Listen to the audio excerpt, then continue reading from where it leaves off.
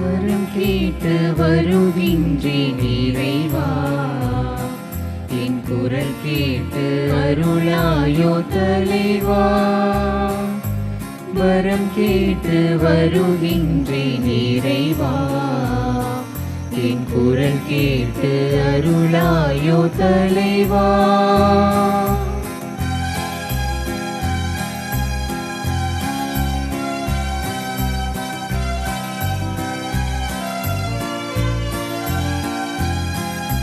பகை சூழும் இதயத்தில் சுவரை எல்லாம் என் பாசத்தால் தகர்க்கின்ற வரம் கேட்கின்றேன். பகை சூழும் இதயத்தில் சுவரை எல்லாம் என் பாசத்தால் தகர்க்கின்ற வரம் கேட்கின்றேன்.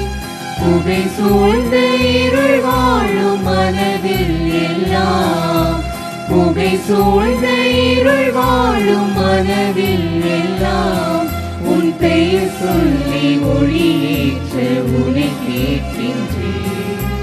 வரம் கேட்டு வருகின்றேன் இறைவா, என் குரல் கேட்டு அருளாயோ தலைவா.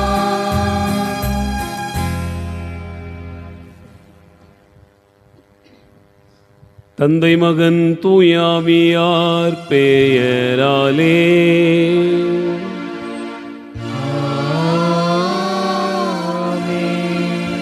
நம் ஆண்டவராகிய இயேசு கிறிஸ்துவின் அருளும் கடவுளின் அன்பும் தூயாவியாரின் நட்புறவும் உங்கள் அனைவரோடும் இருப்பதாக.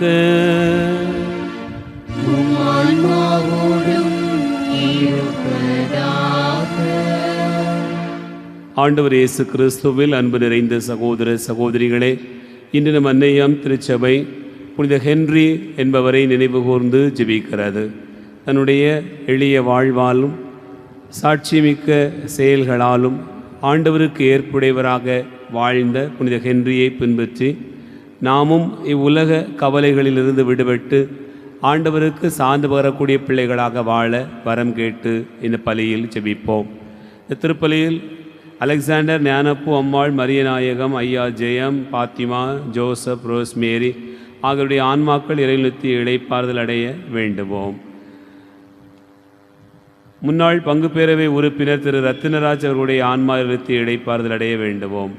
ஹார்ட்லி மேக்ஸ்டன் ரொட்ரிகோ, லிவாதின் ரொட்ரிகோ, குலாஸ்டர் ரொட்ரிகோ, கில்பர்ட் ரொட்ரிகோ, மார்க் பர்னாந்து, தயாபரி பர்னாந்து, பிரேமராஜன் பர்னாந்து, ஜெயசீலன் ஆகியோருடைய ஆன்மாக்கள் இறைவில் நிறுத்தி இளைப்பாறுதல் அடைய வேண்டுவோம். அன்பார்ந்தவர்களை, இணைந்து ஜெபிக்கிற இந்த பலியை இறைவன் ஏற்றுக்கொள்ள தடையாயிருக்கிற நம்முடைய பாவங்கள் பலவீனங்களுக்காக மனம் வருந்துவோம். ஆண்டவரிடத்திலே மன்னிப்பு கேட்போம். எல்லாம் வல்ல இறைவனிடமும் சகோதர சகோதரிகளிடமும் நான் பாவியனை ஏற்றுக்கொள்கிறேன். ஏனெனில் என் சிந்தனையாலும் சொல்லாலும் செயலாலும் கடமையை தவறியதாலும் பாவங்கள் பல செய்தேன். என் பாவமே, என் பாவமே, என் பெரும் பாவமே.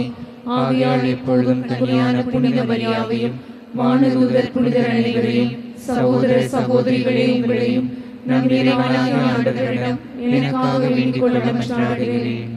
இல்லாமல் இறைவன் நம் மீது இரக்கம் வைத்து நம் பாவங்களை மன்னித்து நம்மை நிலை வாழ்வுக்கு அழைத்து செல்வாராக. ஆமென்.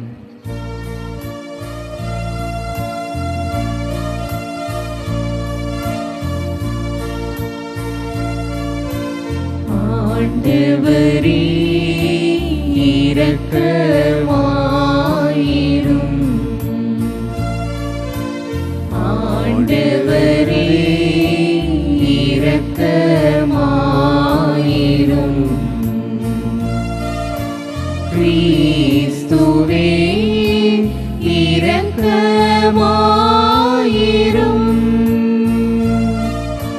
கிறிஸ்துவே இரக்கமாயிரும். ஆண்டவரே இரக்கமாயிரும்.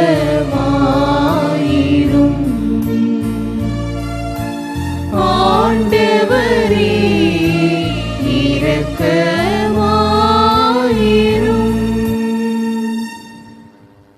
மன்றாடுவோமாக.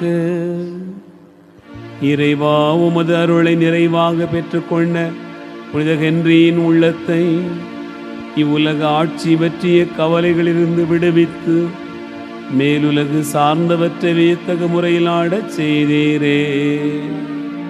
அதனால் மாறுபடும் அன்னக கவலைகள் நடுவே நாங்கள் அவருடைய பரிந்துரையால் தூய்மையான உள்ளத்தோராய் உம்மையை நாட செய்வீராக. உம்மோடு தூயாவியாரின் ஒன்றிப்பில் இறைவனாய் என்றென்றும் வாழ்ந்து ஆட்சி செய்கின்ற அவர் வழியாக உம்மை மன்றாடுகிறோம்.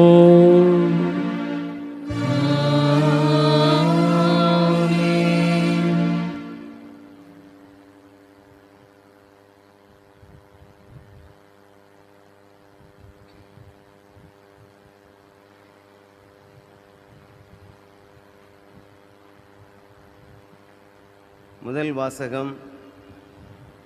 உங்களை கழுவி தூய்மைப்படுத்துங்கள், உங்கள் தீச்செயலை என் திருமுன்னிருந்து அகற்றுங்கள்.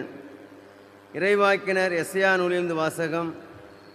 அதிகாரம் 1, இறை திருவசனங்கள் 11 முதல் 17 முடிய. எண்ணற்ற உங்கள் பலிகள் எனக்கு எதற்கு என்கிறார் ஆண்டவர். ஆட்டுக்கிடாய்களின் எரிபலிகளும் கொழுத்த விலங்குகளின் கொழுப்பும் எனக்கு போதுமென்றாகிவிட்டன.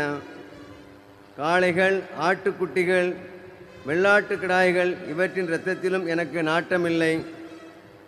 நீங்கள் என்னை வழிபட என் திருமுன் வரும்போது இவற்றையெல்லாம் கொண்டு வந்து என் கோவில் முற்றத்தை மிதிக்க வேண்டும் என்று கேட்டது யார்?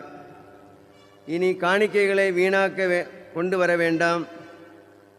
நீங்கள் காட்டும் தூபம் எனக்கு அருவருப்பையே தருகின்றது. நீங்கள் ஒழுங்கினமாக கொண்டாடும் அமாவாசை, ஓய்வு நாள் வழிபாட்டு கூட்டங்களை நான் சகிக்க மாட்டேன். உங்கள் அமாவாசை திருவிழா கூட்டங்களையும் என் உள்ளம் வெறுக்கின்றது. அவை என்மேல் விழுந்த சுமையாயின. அவற்றை சுமர்ந்து சோர்ந்து போனேன். என்னை நோக்கி உங்கள் கைகளை நீங்கள் உயர்த்தும்போது பாராமுகத்தினாய் நான் இருப்பேன். நீங்கள் தொடர்ந்து மன்றாடினாலும் நான் செவி கொடுப்பதில்லை. உங்கள் கைகளே இரத்தக்கரையால் நிறைந்துள்ளன. உங்களை கழுவி தூய்மைப்படுத்துங்கள், உங்கள் தீச்செயலை என் திருமுன்னிருந்து அகற்றுங்கள். தீமை செய்தலை உட்டொழியுங்கள், நன்மை செய்ய கற்றுக்கொள்ளுங்கள். நீதியை நாடி தேடுங்கள், ஒடுக்கப்பட்டோருக்கு உதவி செய்யுங்கள். திக்கற்றோருக்கு நீதி வழங்குங்கள், கைம்பெண்ணுக்காக வழக்காடுங்கள். ஆண்டவர் அருள்வாக்கு. நன்றி.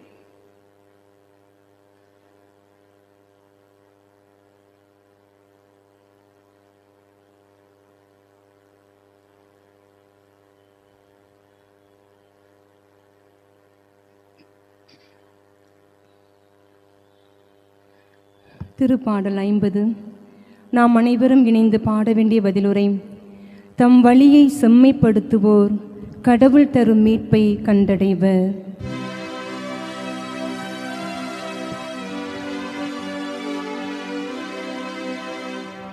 தம் வழியை செம்மைப்படுத்துவோர்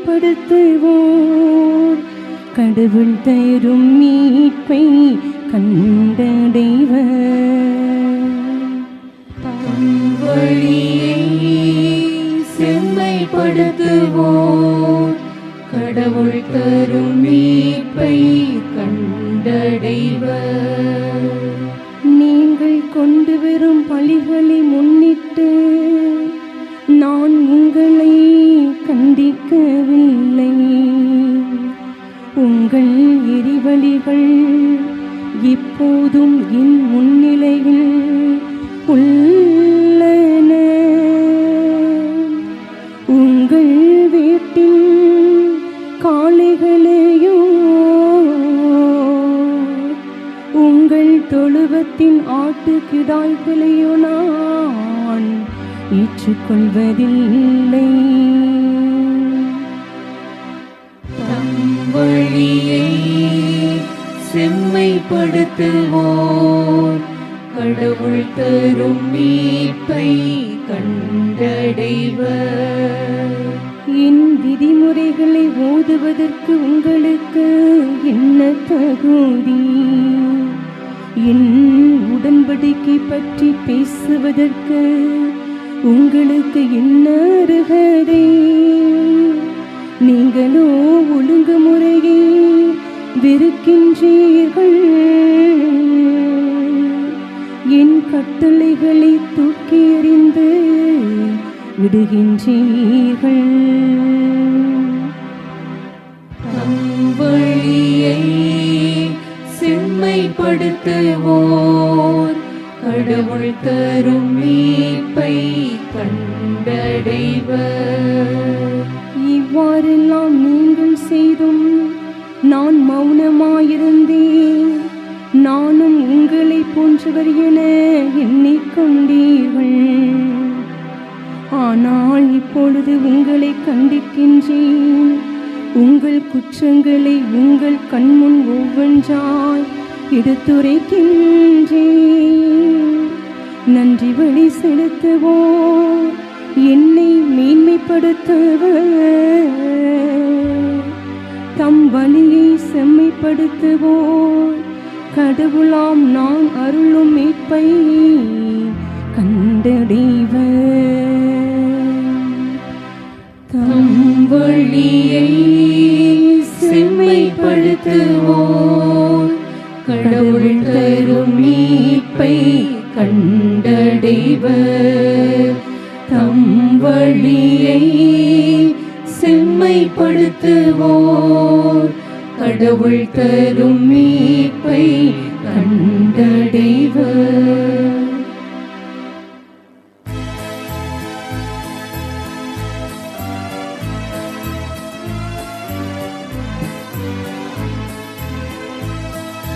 அல்லேலூயா அல்லேலூயா அல்லேலூயா அல்லேலூயா அல்லேலூயா அல்லேலூயா. நீதியின் பொருட்டு துன்புறுத்தப்படுவோர் பேறு பெற்றோர். ஏனெனில் விண்ணரசு அவர்களுக்கு உரியது. அல்லேலூயா அல்லேலூயா அல்லேலூயா. ஆண்டவர் உங்களோடு இருப்பாராக. உம் ஆன்மாவோடும் இருப்பாராக. மத்தேயு எழுதிய தூய நற்செய்தியிலிருந்து வாசகம். ஆண்டவரே மாட்சி உமக்கே. மத்தேயு நற்செய்தி அதிகாரம் 10 இறைவார்த்தைகள் 34 முதல் 11வது அதிகாரம் 1வது வசனம் முடிய. அக்காலத்தில் இயேசு கூறியதாவது: நான் உலகிற்கு அமைதி கொணர வந்தேன் என எண்ண வேண்டாம். அமைதி அல்ல, வாளையே கொணர வந்தேன். தந்தைக்கு எதிராக மகனையும், தாய்க்கு எதிராக மகளையும், மாமியாருக்கு எதிராக மருமகளையும் நான் பிரிக்க வந்தேன். ஒருவருடைய பகைவர் அவரது வீட்டில் உள்ளவரே ஆவர். என்னை விட தம் தந்தையிடமோ தாயிடமோ மிகுந்த அன்பு கொண்டுள்ளோர் என்னுடையோர் என கருதப்பட தகுதியற்றோர். என்னை விட தம் மகனிடமோ மகளிடமோ மிகுதியாய் அன்பு கொண்டுள்ளோரும் என்னுடையோர் என கருதப்பட தகுதியற்றோர். தம் சிலுவையை சுமக்காமல் என்னை பின்பற்றி வருவோர் என்னுடையோர் என கருதப்பட தகுதியற்றோர். தம் உயிரை காக்க விரும்புவோர் அதை இழந்து விடுவர். என் பொருட்டு தம் உயிரை இழப்போரோ அதை காத்து கொள்வர். உங்களை ஏற்றுக்கொள்பவர் என்னை ஏற்றுக்கொள்கிறார். என்னை ஏற்றுக்கொள்பவரோ என்னை அனுப்பினவரையே ஏற்றுக்கொள்கிறார். இறைவாக்கினர் ஒருவரை அவர் இறைவாக்கினர் என்பதால் ஏற்றுக்கொள்பவர் இறைவாக்கினருக்குரிய கைமாறு பெறுவார். நேர்மையாளர் ஒருவரை அவர் நேர்மையாளர் என்பதால் ஏற்றுக்கொள்பவர் நேர்மையாளருக்குரிய கைமாறு பெறுவார். இச்சிறியோருள் ஒருவருக்கு அவர் என் சீடர் என்பதால் ஒரு கிண்ணம் குளிர்ந்த நீராவது கொடுப்பவரும் தம் கைமாறு பெறாமல் போகார் என உறுதியாக உங்களுக்கு சொல்கிறேன். ஆண்டவரின் அருள்வாக்கு. கிறிஸ்துவே உமக்கு புகழ்.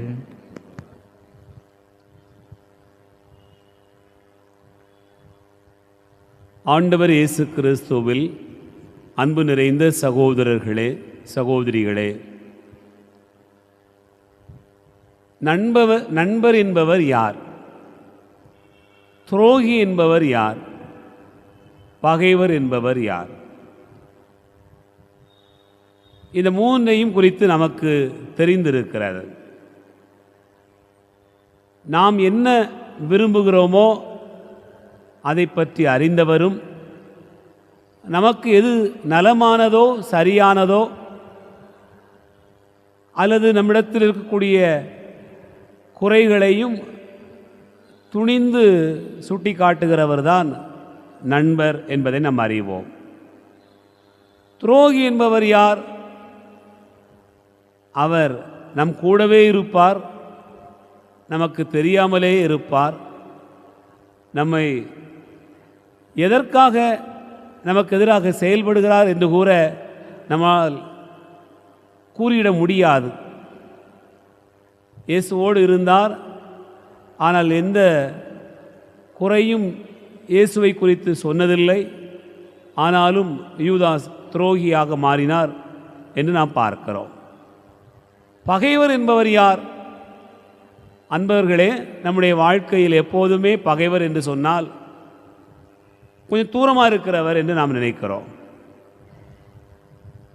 நம்மை பற்றி அறியாதவராக இருப்பார், அல்லது நம்மை பற்றி அதிகமாக தெரிந்து வைத்திருப்பார், கேள்விப்பட்டு வைத்திருப்பார். நம்மை எப்போது விழத்தாட்டலாம் என்று காத்து கொண்டிருப்பவர் தான் பகைவர் என்று நாம் அறிந்திருக்கிறோம். ஆனால் இன்றைய நற்செய்தி வாசகம் ஒரு வித்தியாசமான செய்தியை சொல்கிறது. மத்தேயு நற்செய்தி 10வது அதிகாரம் 36வது வசனத்தை நாம் பார்க்கிற போது, ஒருவருடைய பகைவர் அவரது வீட்டில் உள்ளவரே என்று ஆண்டவர் சொல்கிறார். பகைவர் என்று சொன்னால் எங்கோ இருப்பவர் என்று நமக்கு தெரிந்திருக்கிறது. ஆனால் பகைவர் என்பவர் வேறு எங்கும் இல்லை, ஒருவருடைய வீட்டில் இருப்பவர் தான் என்று சொல்கிறார். இயேசுவின் பொருட்டு ஏற்படுகிற பிளவை அவரே நமக்கு சொல்லித் தருகிறார். நான் இந்த பூமிக்கு அமைதியை கொண்டு வந்தேன் என்றால் நீங்கள் நினைக்கிறீர்கள், அமைதி அல்ல, வாளையை கொண்டு வர வந்தேன் என்று சொல்கிறார். ஒரு குடும்பம் சேர்ந்திருக்கிறது என்று சொன்னால் அதை பிரிக்க வந்தேன் என்று ஆண்டவர் சொல்கிறார்.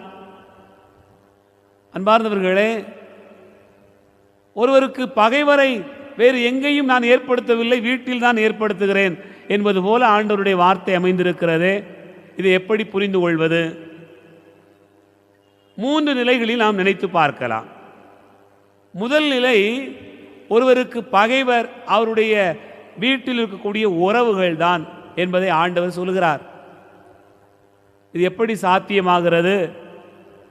அன்பார்ந்தவர்களே, காயினுக்கு பகைவர் எங்கே இருந்து வந்தார்?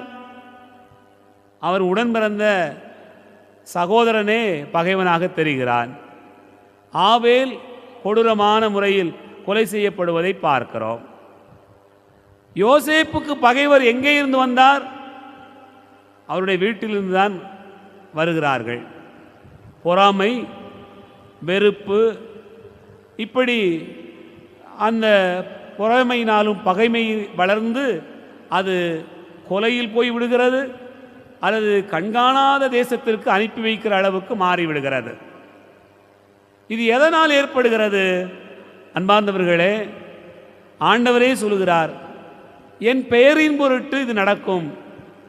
நம்ம வீட்டிலையே நீங்கள் நினச்சி பார்க்கலாம், அம்மா அப்பா ரொம்ப பக்தியாக இருப்பாங்க, ஆனால் பிள்ளை சொன்னோடி கேட்காது. அல்லது அம்மா ரொம்ப பக்தியாக இருப்பாங்க, அப்பா சொன்னோடி கேட்க மாட்டார். அல்லது அப்பா ஓரளவுக்கு நல்லா இருப்பார், ஆனால் பிள்ளைகள் எப்படி இருப்பார்கள் என்றால், சும்மா இருக்கப்பா, கோயில் கோயில்னு ஓயாமல் எதுக்கு சாமி கும்பிடணும்? ஆண்டவருடைய வார்த்தையை பற்றி எங்களுக்கு தெரியாதா? எப்போ பார்த்தாலும் பைபிள் பைபிள் சொல்லிக்கிட்டே இருக்கிறீங்க.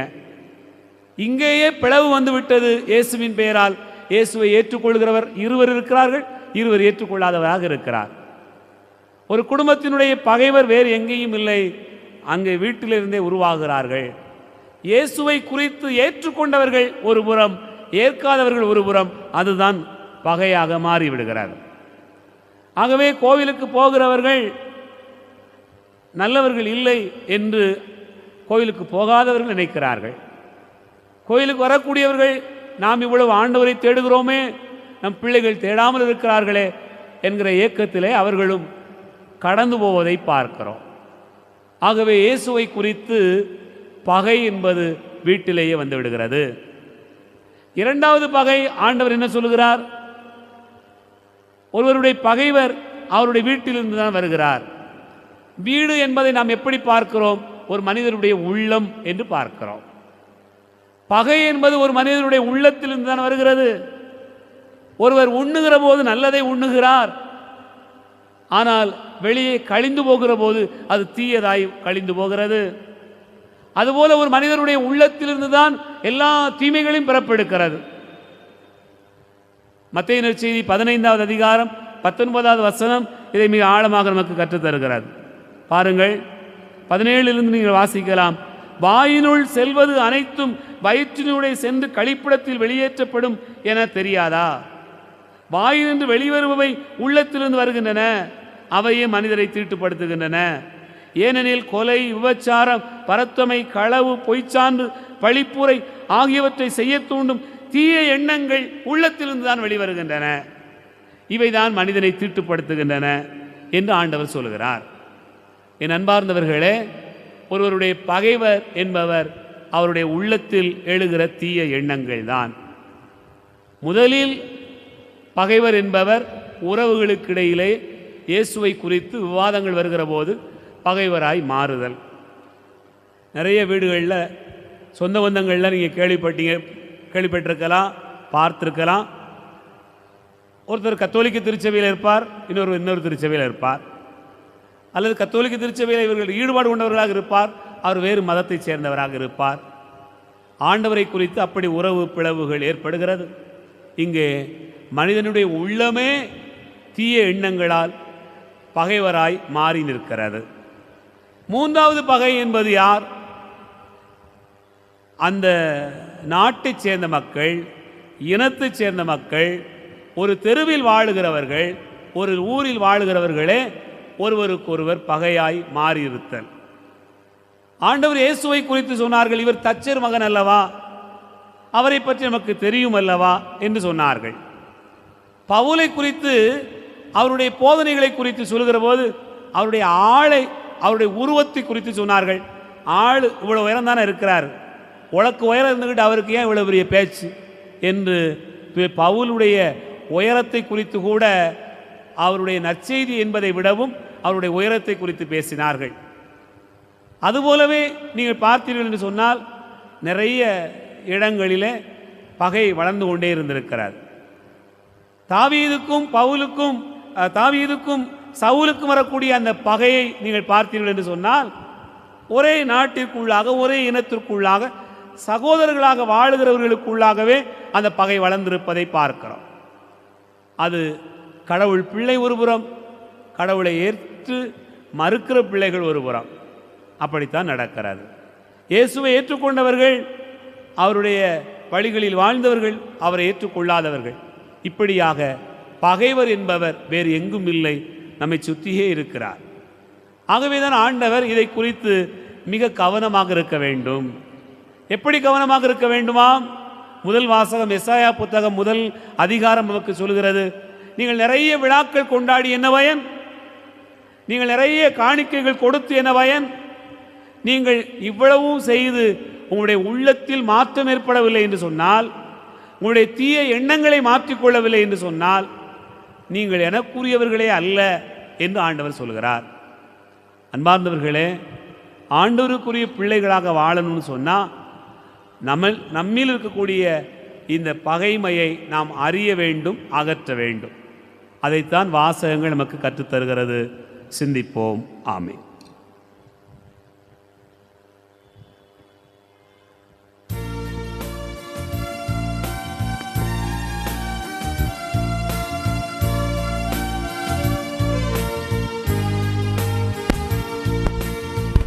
அடியோர் யாம் தரும் காணிக்கையை அன்பாயேற்பாய் ஆண்டவரே.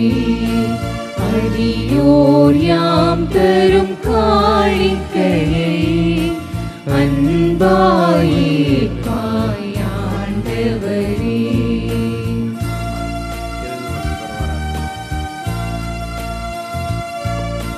பாவி என்றெம்மை பாராமல் பாவத்தின் தீர்வையை அடையாமல், பாவி என்றெம்மை பாராமல் பாவத்தின் தீர்வையை அடையாமல், பரிகாரம் என ஏற்றிடுவாய், பலியாய் எம்மை நீ மாற்றிடுவாய். அடியோர் யாம் தரும் காணிக்கையை அன்பாயேற்பாய் ஆண்டவரே. சகோதர சகோதரிகளே, என்னுடையது உங்களுடையதுமான இந்த பலி எல்லாம் வல்ல தந்தையாகிய இறைவனுக்கு ஏற்றதாகும்படி செபியுங்கள். ஆண்டவர் தமது பெயரின் புகழ்ச்சிக்காகவும் ஆட்சிக்காகவும் நமது நன்மைக்காகவும் புனித திரு அனைத்து நலன்களுக்காகவும் உமது கையிலிருந்து இப்பலியை ஏற்றுக்கொள்வாராக. ஆண்டவரே, உம்மை நோக்கி மன்றாடும் திரு அவையின் காணிக்கைகளை கண்ணோக்கி அருளும். உம் நம்பிக்கையாளர் புனிதத்தில் வளர உதவும் உணவாக இவற்றை மாற்றியருள வேண்டும் என்று எங்கள் ஆண்டவராகிய கிறிஸ்து வழியாக உம்மை மன்றாடுகிறோம்.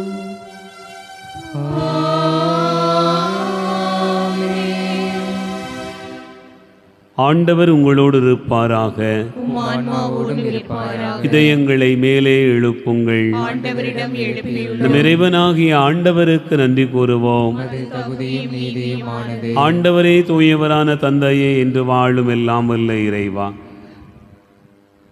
எந்நாளும் எவ்விடத்திலும் நாங்கள் உமக்கு நன்றி செலுத்துவது மெய்யாகவே தகுதி நீதியுமாகும் எங்கள் கடமையும் மீட்புக்குரிய செயலுமாகும்.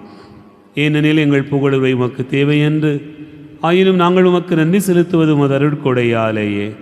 நாங்கள் உம்மை புகழ்ந்துரைப்பதும் அது ஆட்சி மிகுதிப்படுத்தாதெனினும் எங்கள் ஆண்டவராகிய கிறிஸ்து வழியாக நாங்கள் மீட்படைய பயன்படுகிறது.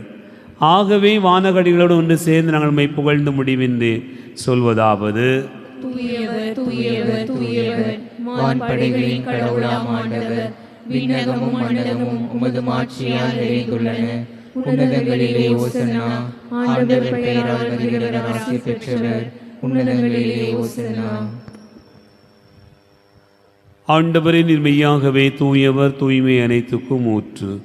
ஆகவே நம்முடைய ஆவியை பொழிந்து காணிக்கைகளை தூய்மைப்படுத்த உம்மை வேண்டுகிறோம். இவ்வாறு எங்கள் ஆண்டவர் இயேசு கிறிஸ்துவின் உடலாகவும் இரத்தமாகவும் எங்களுக்கு இவை மாறுவனவாக. அவர் பாடுபட உளம் கனிந்து தம்மை கையளித்த போது அப்பத்தை எடுத்து நன்றி செலுத்தி அதை பிட்டு தம் சீடர்களுக்கு அளித்து அவர் கூறியதாவது: அனைவரும் இதிலிருந்து பெற்று உண்ணுங்கள், ஏனெனில் இது உங்களுக்காக கையளிக்கப்படும் என் உடல்.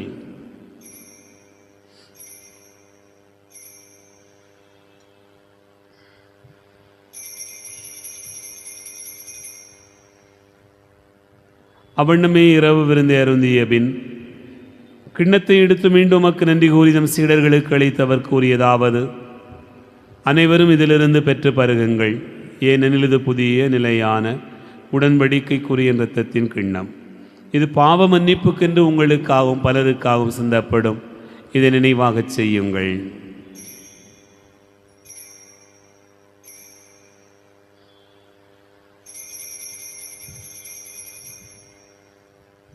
நம்பிக்கையின் மறைபொருள்: ஆண்டவரே, நீர் வருமளவும் உமது இறப்பினை அறிக்கையிடுகின்றோம், உமது உயிர்ப்பினையும் எடுத்துரைக்கின்றோம். ஆகவே ஆண்டவரை, நாங்கள் கிறிஸ்துவின் இறப்பினையும் உயிர்ப்பினை நினைவு கூர்ந்து வாழ்வு தரும் அப்பத்தையும் மீட்பளிக்கும் கிணத்தையும் உமக்கு ஒப்புக் கொடுக்கின்றோம். உம் திருமுன் என்று ஊழியம் புரிய தகுந்தவர்களே எங்களை ஏற்றுக்கொண்டீர். எனவே உமக்கு நன்றி செலுத்துகின்றோம். மேலும் கிறிஸ்துவின் உடலில் மொத்தத்திலும் பங்கு கொள்ளும் எங்களை தூய ஆவியார் ஒன்று சேர்க்க வேண்டுமென உம்மை தாழ்மையுடன் மன்றாடுகிறோம். ஆண்டவரே, உலகெங்கும் பரவி இருக்கும் அது திரு அவையை நினைவு கூர்ந்தருளும். எங்கள் திருத்தந்தை லியோ, எங்கள் மறைமாவட்ட பரிபாலகர் பேரர் தந்தை மோட்சராஜன் எல்லா திருநிலையினராக அனைவரோடும் உமது திரு அவை அன்பில் நிறைவு பெற செய்தருளும். உயிர்த்தெழும் எதிர்நோக்கோடு துயில் கொள்கிற எங்கள் சகோதரர் சகோதரிகளையும் இறந்தோர் அனைவரையும் இரக்கத்துடன் நினைவு கூர்ந்து உமது திருமுக ஒளியின் உள்ளேற்றருளும். எங்கள் அனைவர் மீதும் இரக்கமாயிரும். கடவுளின் கன்னித்தாயான புனித மரியா, அவருடைய கணவரான புனித யோசேப்பு, புனித திருத்தூதர்கள், இவ்வுலகில் உமக்கு உகந்தவராய் இருந்தோர் ஆகிய புனிதர் அனைவருடனும் நாங்கள் நிலை வாழ்வில் பங்கு கொள்ளும் தகுதி பெற்று உம் திருமகன் இயேசு கிறிஸ்து வழியாக உம்மை புகழ்ந்தேத்தும் வரமருள உம்மை மன்றாடுகிறோம். இவர் வழியாக இவரோடு இவரில் எல்லாம் வல்ல இறைவனாகிய தந்தையே துயாவியாரின் ஒன்றிப்பில் எல்லா புகழும் ஆட்சியும் என்றென்றும் உமக்கு உரியதே.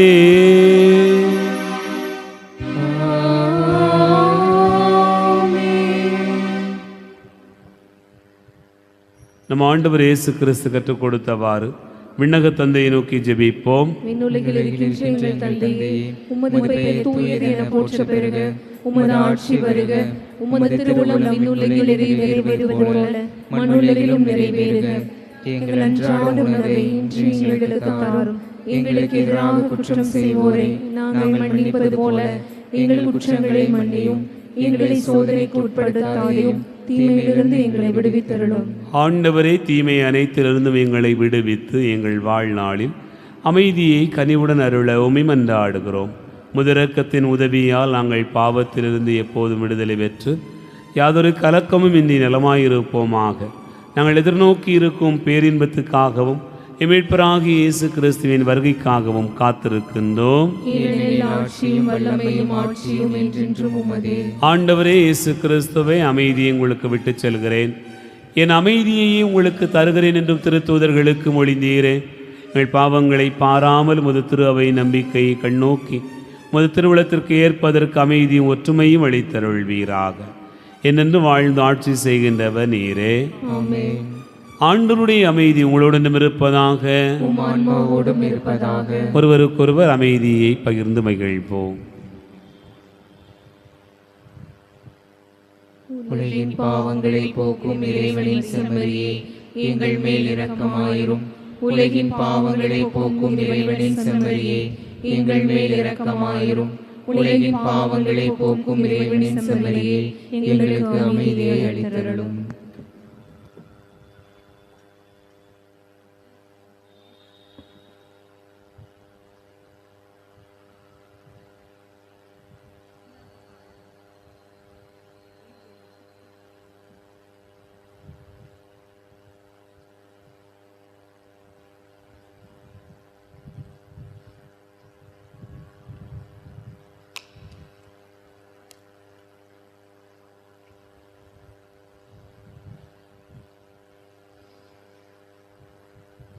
இதோ இறைவன் செம்மறி, இதோ உலகின் பாவங்களை போக்குகிறவர்.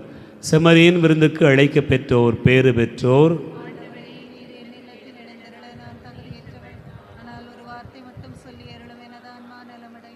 கிறிஸ்துவின் திருவுளத்துமை காத்து நித்திய வாழ்வளிப்பதாக.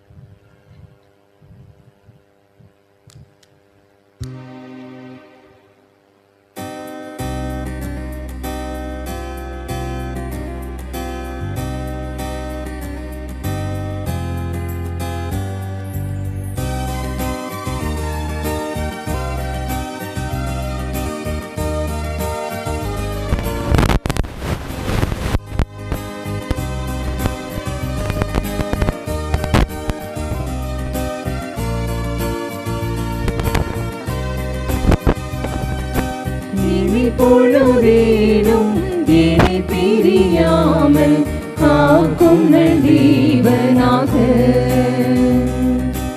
எல்லாமும் தந்து என்னோடு இருக்கும் இயேசுவே வாழ்க வாழ்க, இயேசுவே வாழ்க வாழ்க,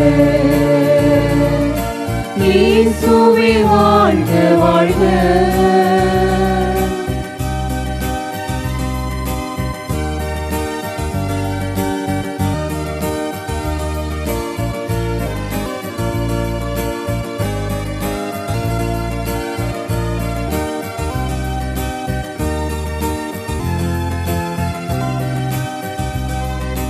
இயேசுவே உமது பெயரை சொன்னாலே இதயத்தின் கவலைகள் மறையுதையா. நெஞ்சினில் உமையே நினைக்கின்ற போது உள்ளத்தில் அமைதி பிறக்கின்றது. இயேசுவே உமது பெயரை சொன்னாலே இதயத்தின் கவலைகள் மறையுதையா. நெஞ்சினில் உனையே நினைக்கின்ற போது உள்ளத்தில் அமைதி பிறக்கின்றது. நலம் தரும் நல்லவரே எழுந்திங்கு வாருமையா. குறைவில்லா புது வாழ்வு தருபவர் நீரல்லவா. ஆயிரம் ஆயிரம் பாடல்கள் பாடி ஆண்டவா உம்மை துதிக்க வந்தேன். இமை பொழுதேனும் என்னை பிரியாமல் காக்கும் தேவனாக. எல்லாமும் தந்து என்னோடு இருக்கும் இயேசுவே வாழ்க வாழ்க, இயேசுவே வாழ்க வாழ்க, இயேசுவே வாழ்க வாழ்க. கிறிஸ்துவின் ஆன்மாவே என்னை புனிதப்படுத்தியருளும். கிறிஸ்துவின் திருவுடலே என்னை மீட்டருளும். கிறிஸ்துவின் திரு இரத்தமே எனக்கு எழுச்சியூட்டியருளும். கிறிஸ்துவின் விழாவிலிருந்து வழிந்தோடிய தண்ணீரே என்னை கழுவியருளும். கிறிஸ்துவின் பாடுகளே என்னை தேற்றியருளும். ஓ நல்ல இயேசுவே எனக்கு செவி சாய்த்தருளும். உம் திரு காயங்களுள் என்னை மறைத்தருளும். உம்மிடமிருந்து என்னை பிரிய விடாதையும் தீய பகைவரிடமிருந்து என்னை காத்தருளும். எனது இறப்பின் வேளையில் என்னை அழைத்தருளும். உம்மிடம் வர எனக்கு கட்டளையிட்டருளும். உம் புனிதர்களோடு காரணம் உம்மை புகழச் செய்தருளும். ஆமென்.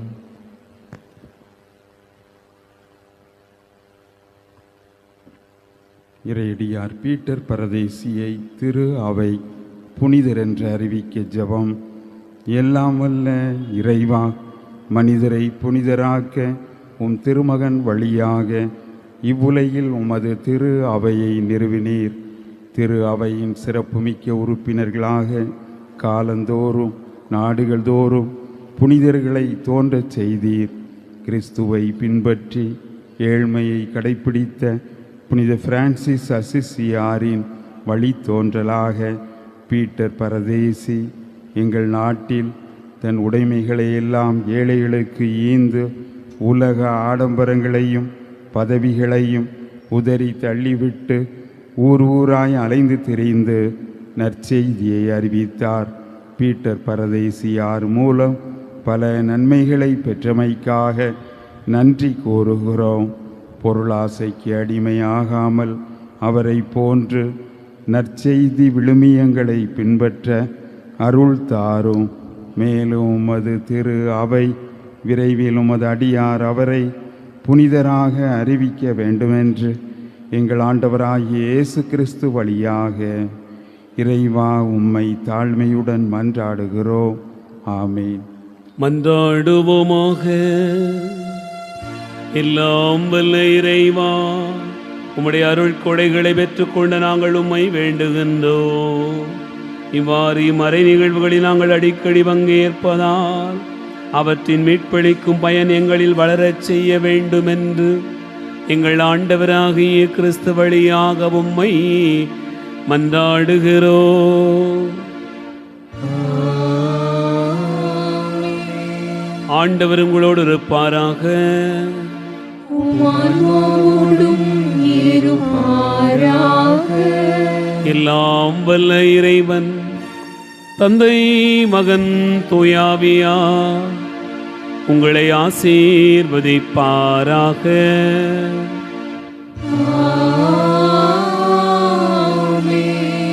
சென்று வாழுவோம். திருப்பலி நிறைவேறிற்று.